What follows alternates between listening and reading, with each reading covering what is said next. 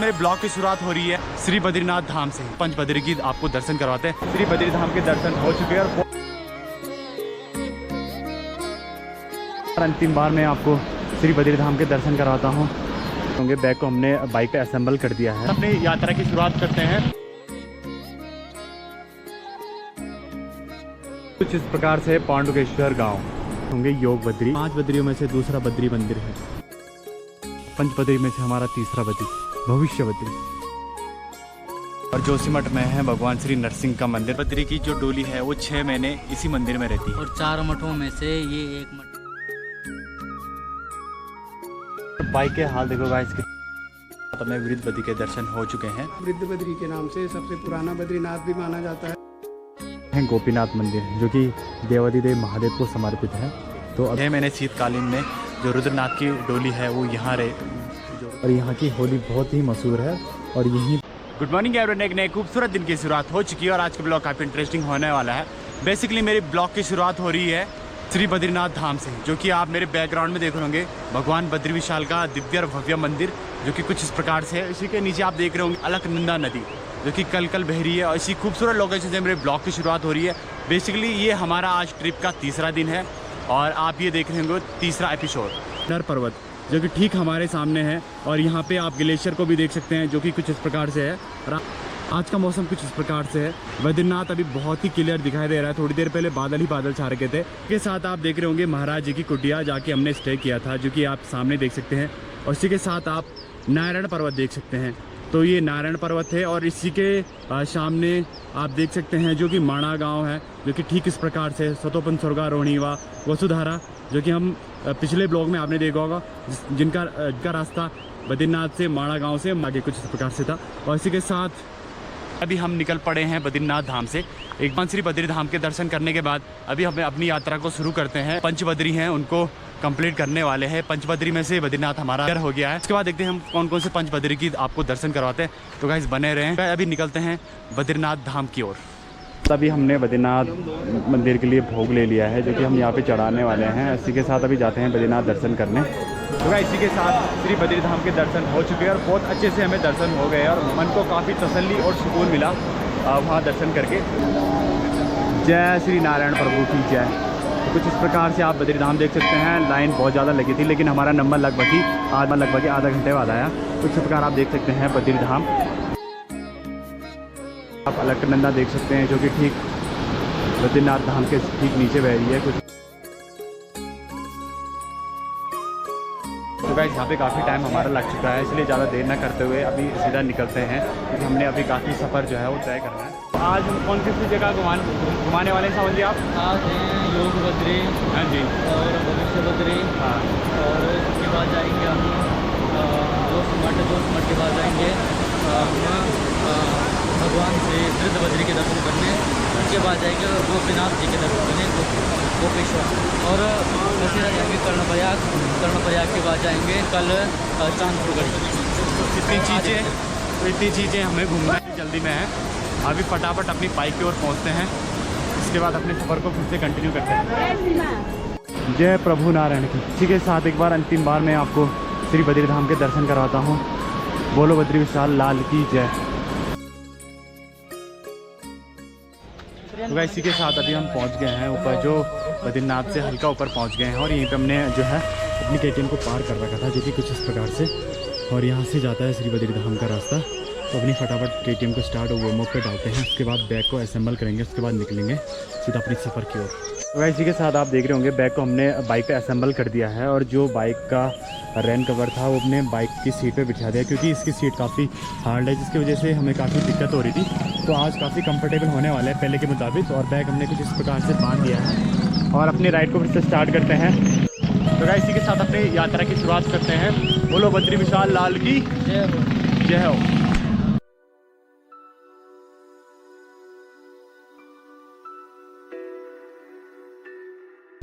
तो वह इसी के साथ अभी हम पेट्रोल पंप में आ रखे हैं और यहाँ पे पेट्रोल फिल अप करवा रहे हैं।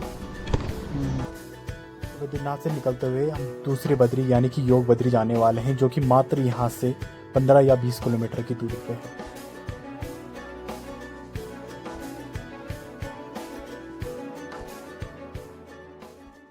इसी के साथ अभी हम एक लोकेशन पे रुके हैं और बाइक को हमने पार कर दिया है। इसी के साथ आप देख रहे होंगे, आप योग बद्री का गेट देख रहे होंगे जो कि ठीक इस प्रकार से है। इस गांव का नाम है पांडुकेश्वर। इसी के साथ अभी हम हैं पांडुकेश्वर गांव में, जहां की दूसरा बद्री है योग बद्री। तो अभी आपको यहाँ की योग बद्री के दर्शन कराते हैं। इस प्रकार से पांडुकेश्वर गाँव और इसी के समीप आप अलकनंदा नदी देख सकते हैं और यहाँ पे आप योग बद्री देख सकते हैं जो कि ठीक इस प्रकार से हैं। और पांडु जो थे वो पांडवों के पिताजी थे और उन्हीं के नाम से ये गांव का नाम जो पड़ा है पांडुकेश्वर। उन्होंने अपना अंतिम समय यहीं पे बिताया है। इसी के साथ अभी हम आपको योग बद्री की ओर आपको लेके जाते हैं। इसी के साथ हमारा ये है दूसरा बद्री है, वो कंप्लीट होने वाला है। अभी आपको दर्शन कराते हैं योग बद्री के।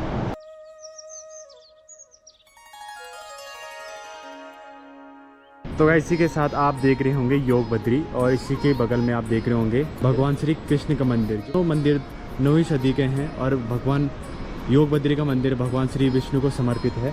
और यह मंदिर 5 बद्रियों में से दूसरा बद्री मंदिर है।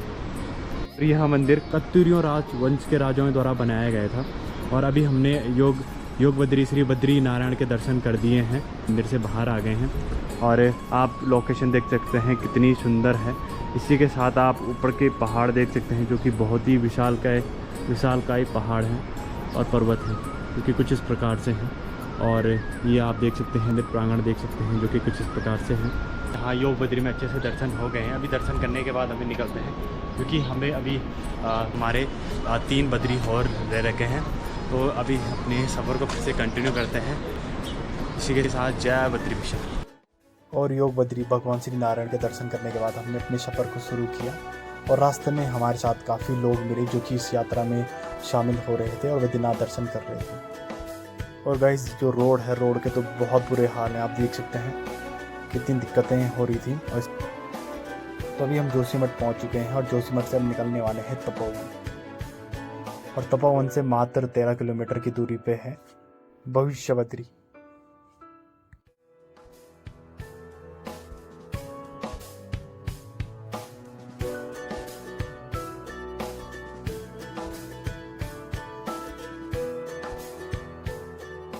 फाइनली गाइस ये है हमारा तीसरा बद्री यानी कि भविष्य बद्री। यहाँ पे हमने बाइक खड़ी कर दी है और भविष्य बद्री यहाँ से लगभग 500 मीटर दूर है। और तपोवन का बोर्ड देख रहे होंगे, तपोवन यहाँ से है 13 किलोमीटर। तो 13 और उसके बाद आप भविष्य बद्री के दर्शन कर सकते हैं। और अभी मैं आपको लेके जाने वाला भविष्य बद्री श्री नारायण के दर्शन करवाने।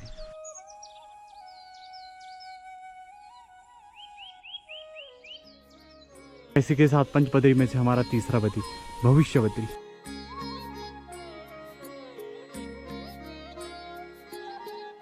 और यहाँ पे भगवान श्री नारायण का मंदिर।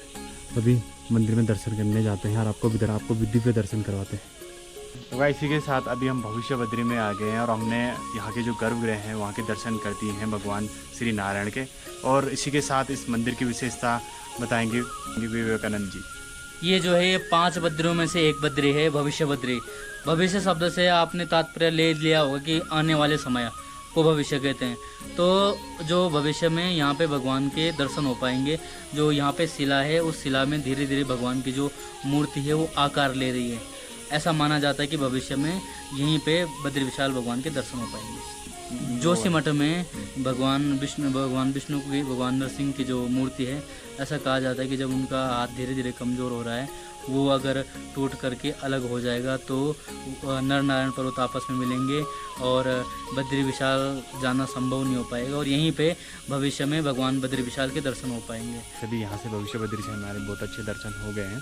इसके बाद फिर से अपने सफ़र को कंटिन्यू करते हैं क्योंकि हमें अभी 2 बद्री और करने हैं।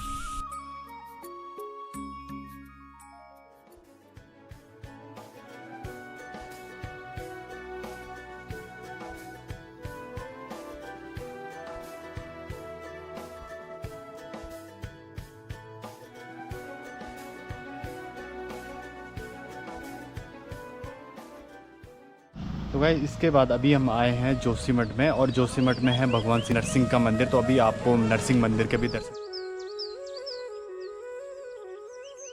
इसी के साथ आप देख सकते हैं भगवान श्री नरसिंह देवता का मंदिर इस प्रकार से। तो इसी के साथ आप नरसिंह मंदिर देख सकते हैं, जो कि जिनका जिक्र मैंने अभी थोड़ी देर पहले भविष्य बद्री में किया था। तो वो मंदिर यही है और ये आप जोशीमठ देख सकते हैं। इस मंदिर की विशेषताएँ कुछ विवेकानंद जी से सुनेंगे। ये भगवान नरसिंह का मंदिर है और यहाँ पे ऐसा कहते हैं कि भगवान जो नरसिंह है उनकी जो मूर्ति है वो उसका हाथ धीरे धीरे पतला होता जा रहा है और ऐसा कहते हैं कि जिस दिन वो हाथ टूटेगा अलग हो जाएगा उस दिन भगवान का जो है नर नारायण पर्वत मिल जाएंगे बद्रीनाथ जी में और उसके बाद बद्रीनाथ जी का जो दर्शन है वो भविष्य बद्री में होगा जहाँ वो पत्थर पर धीरे धीरे आकार ले रहे हैं।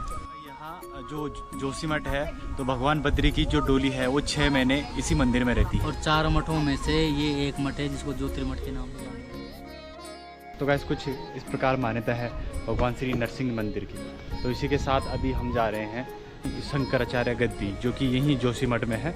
तो थोड़ा सा ही आगे पे हैं, तो वहाँ से भी दर्शन करके आते हैं और आपको भी दर्शन करवाते हैं।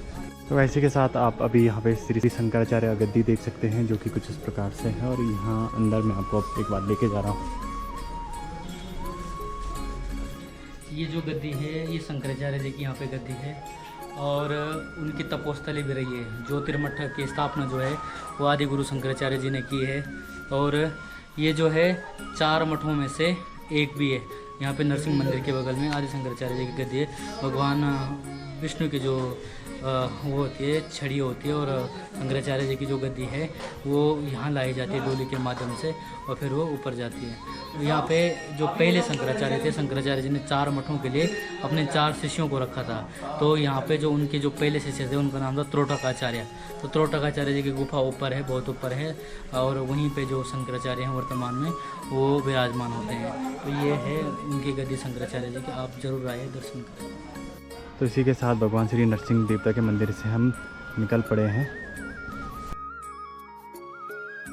गाइस अभी रोड पहुंच चुके हैं और बाइक के हाल देखो गाइस कितने भयंकर हो रखे हैं कीचड़ से। अब इसको सीधा सर्विस पे लेके जाऊंगा, सेकंड सर्विस पे, और वॉशिंग कराऊंगा इसकी।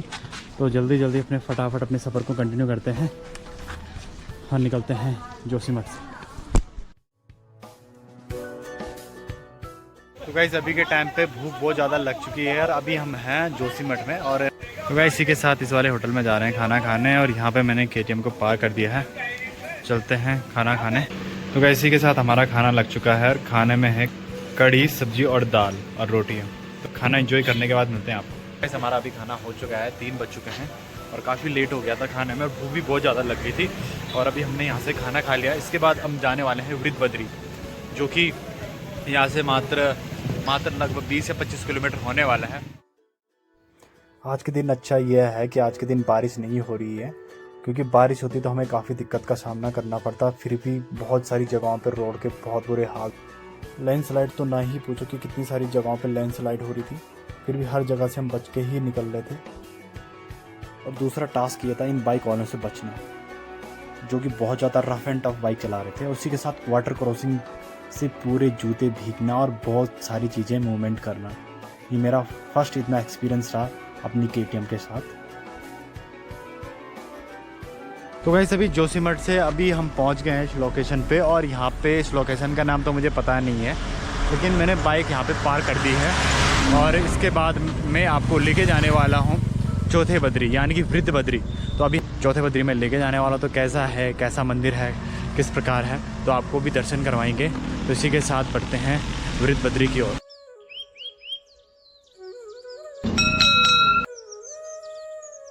तो इसी के साथ पहुंच चुके हैं वृद्ध बद्री में। जय श्री नारायण। तो ये इसी के साथ हमें वृद्ध बद्री के दर्शन हो चुके हैं और यहाँ के महंत हैं, अभी मैं उनसे आपको मिलाने वाला हूँ और वृद्ध बद्री के बारे में आपको कुछ जानकारी देंगे और कुछ मंदिर की विशेषताएं आपको बताएंगे। तो ये पंचबद्री में है। हाँ जी। और वृद्ध बद्री के नाम से प्रसिद्ध हैं जी। कहते हैं कि जब भगवान बद्री विशाल बद्रीनाथ में तपस्या में थे, उस समय उनके दर्शन वहाँ संभव नहीं थे। तो विश्वकर्मा ने यहाँ पर भगवान की प्रतिष्ठा की और यहाँ पर लोग दर्शन करके लौटते थे। तो इसलिए इनको वृद्ध बद्री के नाम से सबसे पुराना बद्रीनाथ भी माना जाता है। और यहीं पर नारद को बूढ़े ब्राह्मण के रूप में भी दर्शन दिया, इसलिए इनका नाम ही वृद्ध बद्री है। हम लोग सत्यदेव पूजन करते हैं अपने घरों में, तो उसमें एक प्रसंग आता है कि भगवान बूढ़े ब्राह्मण के रूप में प्रकट हुए।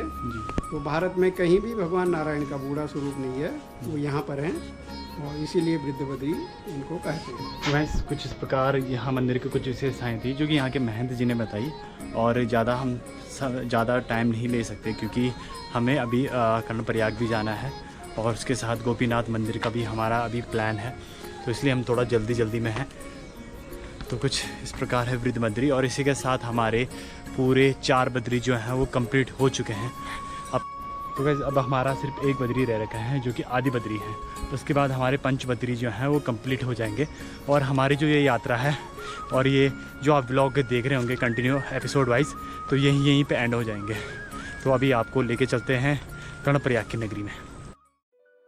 तो अभी यहाँ से निकलने के बाद अभी हमारा प्लान ये बना है कि हम जाएंगे गोपेश्वर गोपीनाथ मंदिर में, जो कि देवाधिदेव महादेव को समर्पित है, और ये 5 केदार में से एक केदार है।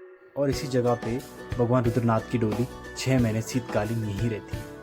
वैसे हम एक ही दिन में 5 बद्री कर सकते थे, लेकिन 5 बद्री इसलिए नहीं हो सकते क्योंकि कर्णप्रयाग से आदि बद्री की दूरी बहुत ज़्यादा है, जिसके वजह से आज हम अभी गोपीनाथ मंदिर जाएंगे। अब गोपीनाथ मंदिर के बाद आज का स्टे हमारा कर्णप्रयाग जो है वो होने वाला है।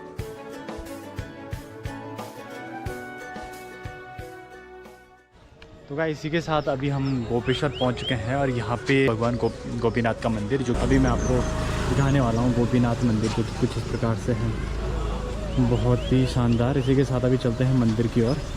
तो गाइस इसी के साथ आप देख सकते हैं गोपीनाथ मंदिर जो कि देवाधिदेव महादेव को समर्पित है। तो गाइस अभी मंदिर प्रांगण में हम पहुँच गए हैं, अभी थोड़ा अंदर दर्शन करके आते हैं।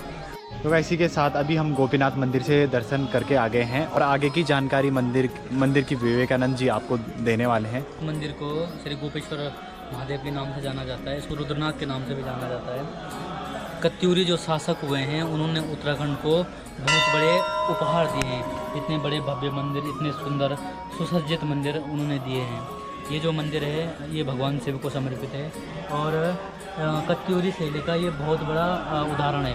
हालांकि इसको नागर शैली में, इसका ऊपर का जो गर्भगृह है वो नागर शैली में है। उत्तराखंड में यदि कहीं की होली मानी जाती है तो यहाँ की होली, जिस प्रकार से पूरे देश में ब्रज की होली मानी जाती है, उसी प्रकार से यहाँ पे गोपीनाथ जी की होली मानी जाती है। और यहाँ के आपको दर्शन कराते हैं, आइए पूरे मंदिर का आपके समक्ष पूरा विवरण प्रस्तुत करते हैं। तो गाइस अभी आप देख रहे होंगे मेरे पीछे जो है गोपीनाथ मंदिर है, और अभी मैं हूँ गोपेश्वर मंदिर में। तो गाइस इसी के साथ इस मंदिर की ये देख रहे होंगे, यहाँ पे जो गद्दी है ये है भगवान रुद्रनाथ की। तो 6 महीने शीतकालीन में जो रुद्रनाथ भगवान की जो डोली है वो यहाँ रहती है। तो कुछ इस प्रकार से है। अभी मैं आपको कुछ यहाँ के कुछ सिनेमेटिक वीडियो और फोटो दिखाता हूँ।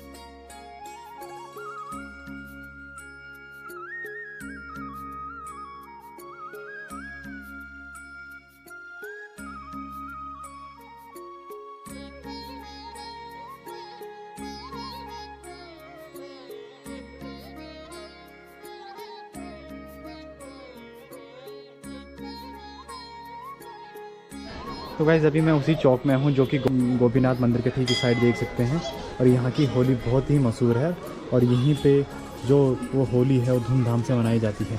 और ये आप चौक देख सकते हैं कुछ इस प्रकार से। मंदिर के बगल में आपको एक विशालकाय त्रिशूल दिखेगा जो कि देवाधिदेव महादेव का है, और इसी त्रिशूल से महादेव ने कामदेव का वध किया था। और इस त्रिशूल की एक विशेषता यह भी है, जो भी देवाधिदेव महादेव के सच्चे भक्त हैं वो अपनी अगर उंगली से इस त्रिशूल को हिलाएं तो ये हिल जाता है, और इसमें कंपन उत्पन्न होता है। और इस दिव्य त्रिशूल पे 3 लिपियों